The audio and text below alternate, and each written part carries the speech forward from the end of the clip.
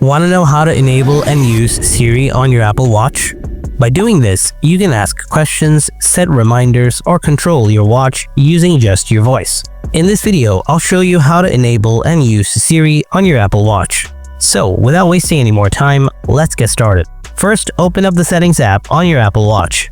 Now, scroll down a little bit. After that, tap Siri. Then tap Listen for to enable Siri.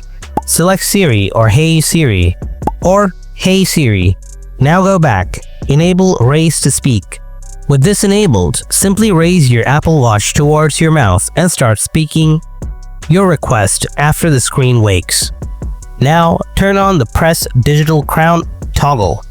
To use Siri, press and hold the digital crown until you see the listening indicator. Then speak your request. Here, you can see Siri history. If you scroll down a little bit, you can change Siri language, Siri voice. If you go down, you will get more Siri features. And this is how you can enable and use Siri on your Apple Watch. Hope you enjoyed this video. Don't forget to hit that like button, and if you have anything to ask, let me know in the comments section below. Thanks for watching, and I'll see you in the next video. Until then, stay tuned and goodbye.